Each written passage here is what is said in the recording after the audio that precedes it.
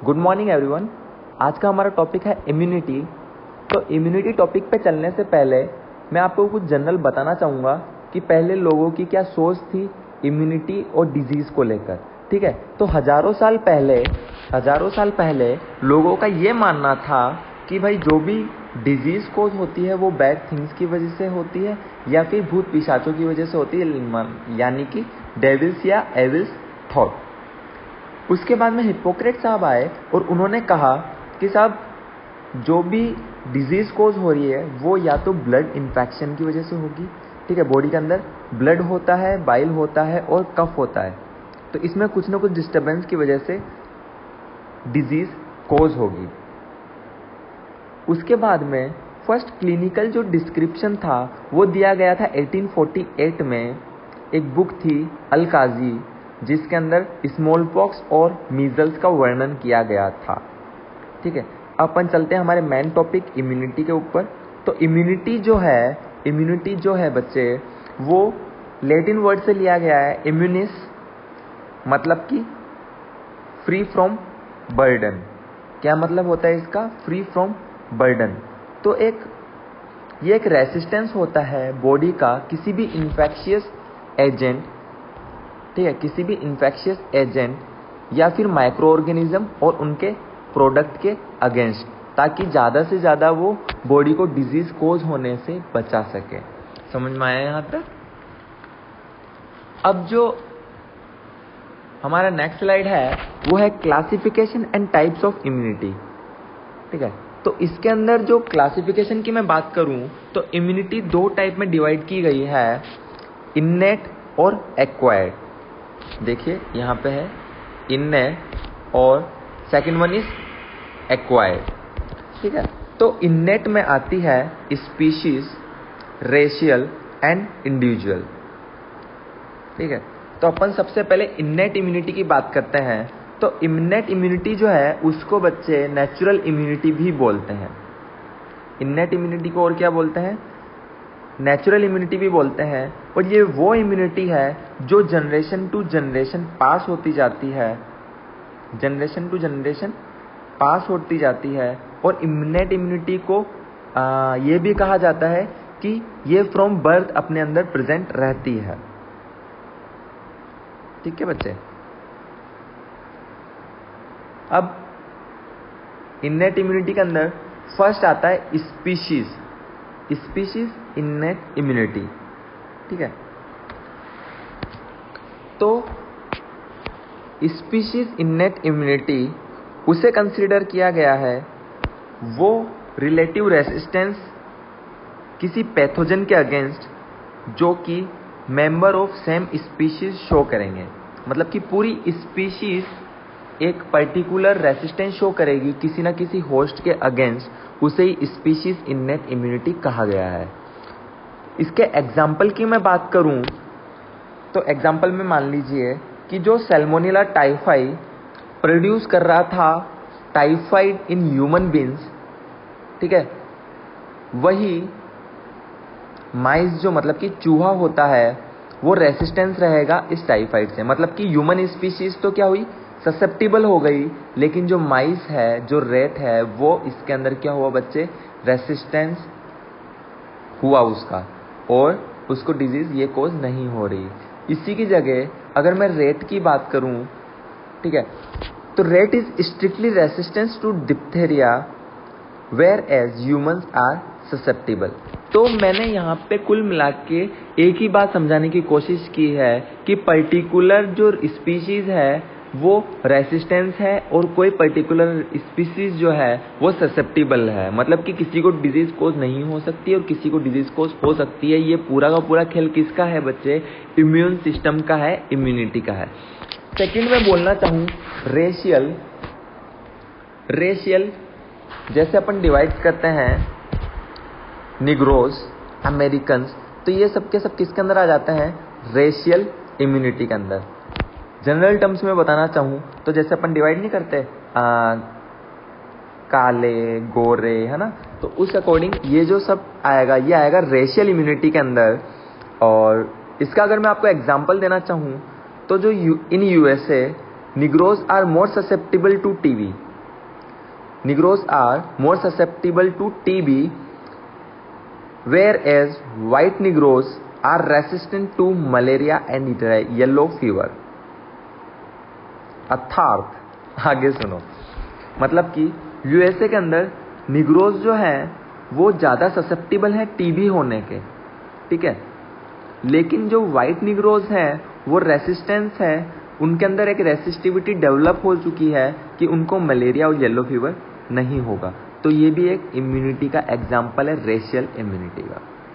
Third में अगर बताना चाहूँ तो थर्ड आएगा इंडिविजुअल इम्यूनिटी, मतलब कि एक पर्टिकुलर इंडिविजुअल के अंदर जो इम्यूनिटी है उसकी हम यहाँ बात करेंगे बच्चे। इसका अगर मैं आपको परफेक्ट एग्जांपल देना चाहूँ, इंडिविजुअल इम्यूनिटी पे अभी अपन बने हुए हैं, और इंडिविजुअल इम्यूनिटी की अगर मैं बात करूँ तो आप ये मान लीजिए कि किसी भी होमोजाइगस ट्विन की मैं बात करूँ, ठीक है, मतलब जुड़वा बच्चे की बात कर रहे हैं अपन, जो कि होमोजाइगस ट्विन कहलाएगा। अगर उसने डेवलप किया है टीबी, उसको टीबी हुआ है, तो वहाँ पे 75% चांस ऐसे रहेंगे कि जो दूसरा ट्विन है उसको भी टीबी डेवलप हो सकता है। क्यों? क्योंकि वो similar degree of resistance to the TB show करेंगे। समझ में आया? स्पीशीज पहले मैंने बात करी थी, ह्यूमन और रेड के ऊपर डिफरेंस देके एग्जांपल मैंने बताया था। रेड, फिर सेकंड मैंने रेशियल के बारे में बात करी, फिर मैंने यूएसए निग्रोज, मतलब यूएसए निग्रोज और जो वाइट निग्रोज है उसके ऊपर एग्जांपल दिया था, काले गोरे के ऊपर एग्जांपल दिया था इन सिंपल। इंडिविजुअल के ऊपर मैंने बात करी, तो यहाँ पे इंडिविजुअल मतलब कि सबकी अलग अलग जो इम्यूनिटी होती है उसके ऊपर मैंने बात करी। इसके अंदर मैंने एग्जांपल दिया था ट्विंस का, कि भाई एक को टीबी हुआ है तो दूसरे को होने के भी 75% चांसेस हैं। एक्वायर्ड इम्यूनिटी जो है वो हम नेक्स्ट टॉपिक में पढ़ेंगे, अपनी नेक्स्ट क्लास में पढ़ेंगे। अभी अपन बने हुए हैं इन्नेट इम्यूनिटी के ऊपर। तो factor influencing innate immunity, factor influencing innate immunity, तो इसके अंदर फर्स्ट पॉइंट आता है एज, ठीक है। तो एज कैसे इम्यूनिटी को इन्फ्लुएंस कर सकती है? जैसा कि आपने सुना होगा, छोटे बच्चे और जो बूढ़े लोग होते हैं उनकी इम्यूनिटी कम होती है, वो ज़्यादा ससेप्टिबल होते हैं किसी भी इन्फेक्शन को,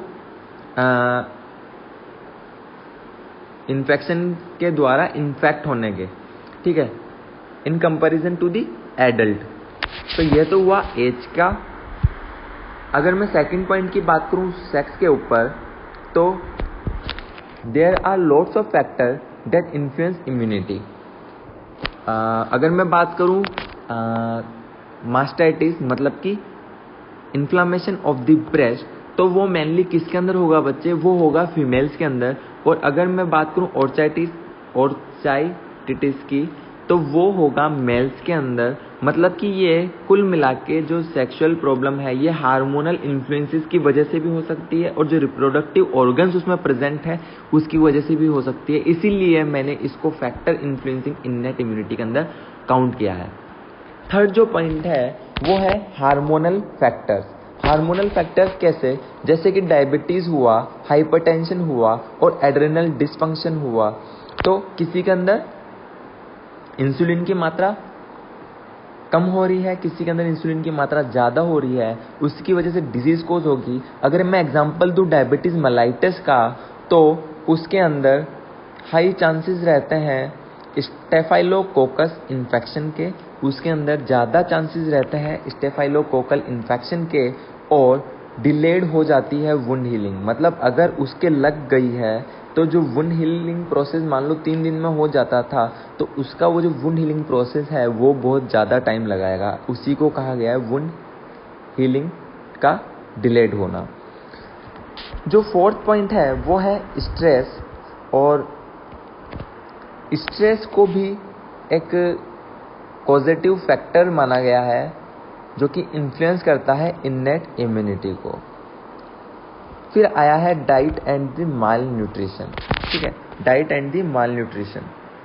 जैसा कि आपको पता है, अच्छी डाइट लेगा तो बंदा हेल्दी रहेगा, और अगर उसमें कोई ना कोई माल न्यूट्रिशन हुआ है तो वो कंडीशन जाएगी PEM, प्रोटीन एनर्जी माल न्यूट्रिशन, जो कि आपने न्यूट्रिशन के अंदर पढ़ा होगा।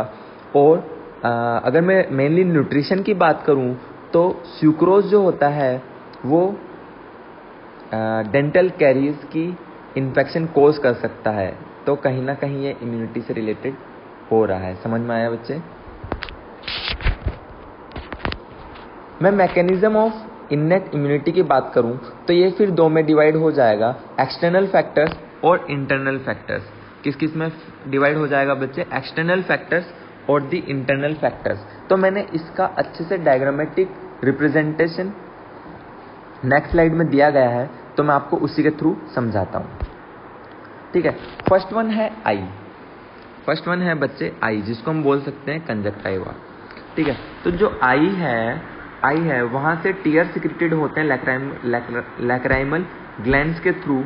ठीक है, जो कि कंटेन करता है लाइसोजाइम एंजाइम। ठीक है, तो ये जो होता है ये बैक्टीरिसाइडल, फंगिसाइडल और वायरोसाइडल होता है।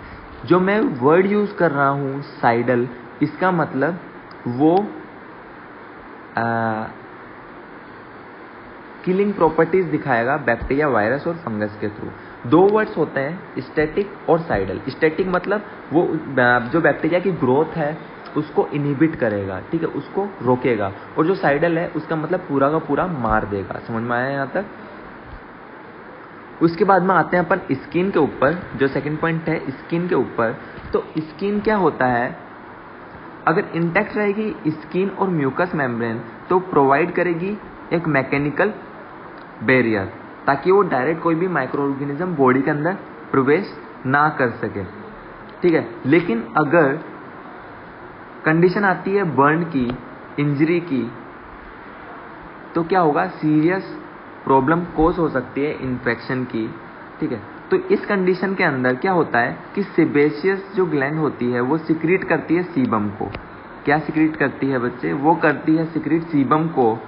ठीक है, जो कि कंटेन करता है सैचुरेटेड फैट और अनसैचुरेटेड फैट, और वो फर्दर करेगा साइडल एक्टिविटीज।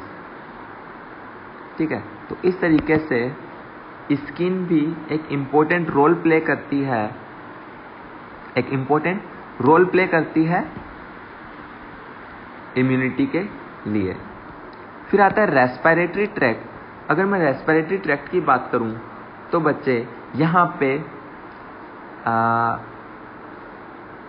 सिलियरी टिश्यूज प्रेजेंट रहती है, जो कि मोशन एंड मूवमेंट करेगी। फॉरेन पार्टिकल अगर अंदर जाता है तो उसको वापस बाहर निकालने के लिए।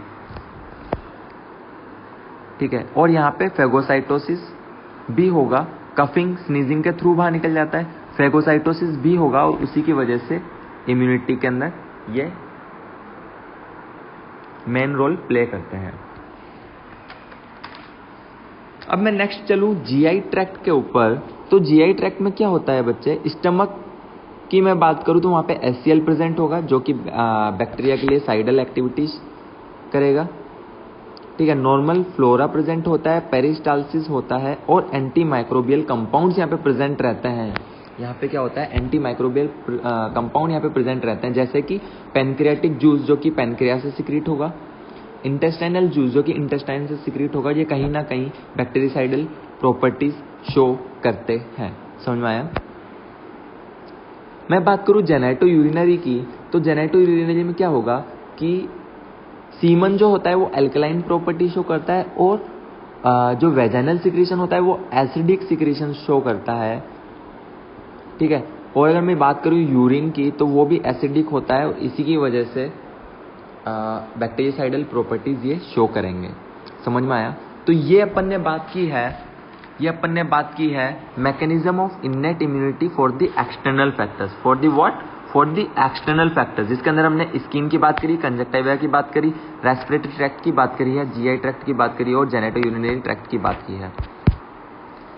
नेक्स्ट जो आता है वो आएगा इंटरनल और टिश्यू फैक्टर्स। क्या आएगा बच्चे? इंटरनल और टिश्यू फैक्टर्स।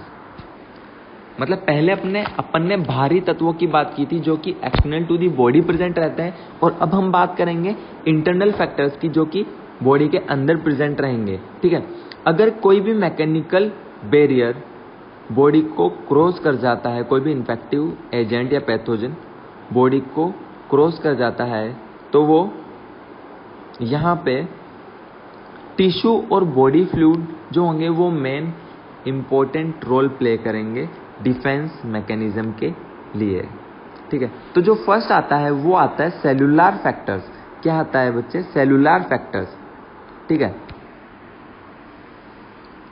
सेलुलर फैक्टर्स के बारे में अगर मैं बोलना चाहूं तो क्या होगा कि जब भी कोई भी पैथोजन इन्फेक्शन प्रोड्यूस करेगा टिश्यू या किसी ऑर्गन को, तो वहां पे क्या होगा? इन्फ्लामेशन होगा। ठीक है, और उसी इन्फ्लामेशन के दौरान फेगोसाइटोसिस की प्रक्रिया स्टार्ट होती है। फेगोसाइटोसिस स्टार्ट होगा। ठीक है, फेगोसाइटोसिस अगर मैं बताना चाहूँ आपको तो मैंने यहाँ पे डायग्राम दिया, ये देखिए।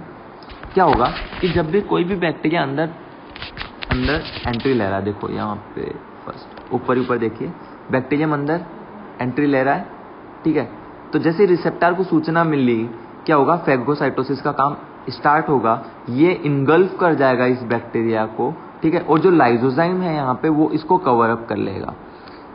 कवर अप मतलब पूरा घेरा बना लेगा। जैसे मूवीज के अंदर डायलॉग नहीं चलते कि हमने तुम्हें चारों तरफ से घेर लिया है, उसी तरीके से इस बैक्टीरिया को लाइजोसोम चारों तरफ से घेर लेगा। ठीक है, इसकी बैक्टीरियासाइडल एक्टिविटीज जो है उसको किल कर देगा और वापस एक्सक्रीट आउट कर देगा एक सोल्यूबल डेब्रीज में, जिसको हम बोलते हैं एक्सोसाइटोसिस। समझ में आया ये प्रोसेस? अब जो सेलुलर फैक्टर्स हैं वो फिर से जो सेलुलर फैक्टर्स हैं वो फिर से दो में डिवाइड होते हैं, माइक्रोफेजिस एंड दी मैक्रोफेजिस। तो माइक्रोफेजिस की मैं बात करूं तो माइक्रोफेजिस में आएंगे ल्यूकोसाइट्स एंड पॉलीमॉर्फोल्यूकोसाइट्स। ठीक है, जो कि प्रोड्यूस होते हैं बोन मैरो से और सर्कुलेट होते रहते हैं ब्लड के अंदर। तो भाई साहब, ब्लड के अंदर जितने भी बैक्टीरिया होंगे उनके ऊपर उनके अगेंस्ट वर्क कौन करेगा? माइक्रोफेजिस। समझ में आया यहाँ तक? क्योंकि वो बोन मैरो उनको सर्कुलेट कर रही है किसके अंदर? ब्लड के अंदर। अगर मैं बात करूं मैक्रोफेजिस की, तो मैक्रोफेजिस में क्या होगा कि न्यूट्रोफिल्स, मोनोसाइट्स और रेटिकुलोसाइट्स होते हैं जो कि अपनी अपनी जगह पर प्रेजेंट रहते हैं। अगर मैं एग्जांपल बताना चाहूं तो देखिए, जैसे कनेक्टिव टिश्यू है तो उसके अंदर हिस्टोसाइट्स नाम से मैक्रोफेजिस प्रेजेंट रहेंगे। ब्रेन की मैं बात करूं तो माइक्रोग्लियल सेल्स के नाम से प्रेजेंट रहेंगे। लंग्स की मैं बात करूं तो एलुलर मैक्रोफेजिस के नाम से प्रेजेंट रहेंगे। और लीवर की अगर मैं बात करूं तो कफर सेल्स के नाम से ये प्रेजेंट रहेंगे। समझ में आया? मतलब कि हर पर्टिकुलर स्पेसिफिक साइट्स पे अलग अलग मैक्रोफेजिस प्रेजेंट रहेंगे और वो अपनी एक्टिविटीज कैरिड आउट करेंगे ताकि इम्यून सिस्टम क्या रहे? स्ट्रॉन्ग रहे। फेगोसाइटोसिस का मैं मेन प्रोसेस आपको डायग्राम के थ्रू ऑलरेडी बता चुका हूं। ठीक है, ये एक सेलुलर प्रोसेस होता है जिसके थ्रू अगर कोई भी फॉरेन पार्टिकल या पैथोजन या टॉक्सिन बॉडी के अंदर जाएगा तो उसको इंजेस्ट कर लिया जाता है, डाइजेस्ट कर लिया जाता है। उसी प्रोसेस को कहा गया है फेगोसाइटोसिस। समझ में आया? उसके अंदर जो फेगोसाइटोसिस है वो दो टाइप में होता है। फर्स्ट तो है सेलुलर और जो सेकंड वन है वो है ह्यूमोरल। फर्स्ट वन तो है सेलुलर और सेकंड वन है ह्यूमोरल। तो अगर मैं सेलुलर की बात करूं कि सेलुलर फैक्टर्स कैसे अफेक्ट करेंगे फेगोसाइटोसिस को, तो फर्स्ट वन आता है इसके अंदर हिस्टामिन, सेरोटोनिन एंड प्रोस्टाग्लैंडिन। ठीक है, ये सबके सब मिलके सब वैसोडाइलेशन भी करेंगे, वैसोकॉन्स्ट्रिक्शन भी करेंगे, इंक्रीज कर देंगे वस्कुलर परमिएबिलिटी को और कीमोटैक्सिस का भी रोल प्ले करेंगे। मतलब जैसे जैसे इनको रिक्वायरमेंट होगी इम्यून डिफेंस की वजह से उसी तरीके से एक्ट करेंगे। अगर इनको जरूरत पड़ी वैसोडाइलेशन करने की तो वैसोडाइलेट कर देंगे। अगर जरूरत पड़ी वैसोकॉन्स्ट्रिक्शन करने की, यहाँ पे करेक्शन करना बच्चे, यहाँ पे वैसोकॉन्स्ट्रिक्शन आएगा, कंस्ट्रक्शन हो गया है, वैसोकॉन्स्ट्रिक्शन आएगा मतलब कि नैरोइंग कर देते हैं, ये है ना, सुकड़ जाती है वेसल्स। वस्कुलर परमिएबिलिटी इंक्रीज कर देते हैं। और यहाँ पे आपको थोड़ा कंफ्यूजन हो रहा, ये कीमोटैक्सिस क्या है? ठीक है, तो कीमोटैक्सिस एक रेस्पॉन्स होता है किसी केमिकल एजेंट के अगेंस्ट में।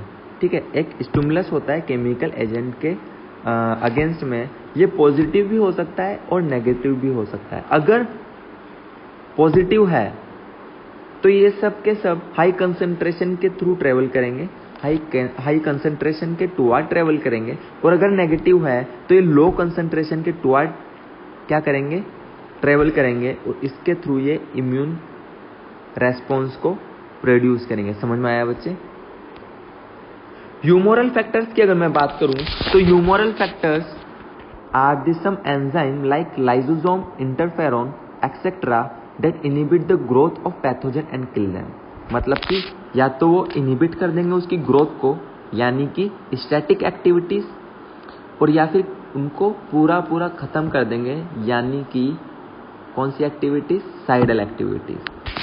तो हमारी आज की क्लास यहीं तक ही थी, जिसके अंदर हमने इम्यूनिटी का, इन्नेट इम्यूनिटी का पोर्शन पढ़ा है, और मैंने आपको मैकेनिज्म बताया है कैसे इंटरनल और external factors immune defence mechanism में हेल्प करते हैं। लास्ट में मैंने आपको फैगोसाइटोसिस बताया है, जिसके अंदर सेलुलर और ह्यूमोरल फैक्टर्स की हमने बात करी। हम हमारी नेक्स्ट क्लास के अंदर अब पढ़ेंगे एक्वायर्ड इम्यूनिटी, जिसके अंदर हम एक्टिव और फिर जो उसका फर्दर क्लासिफिकेशन था एक्टिव और आर्टिफिशियल इम्यूनिटी, उसके बारे में बात करेंगे।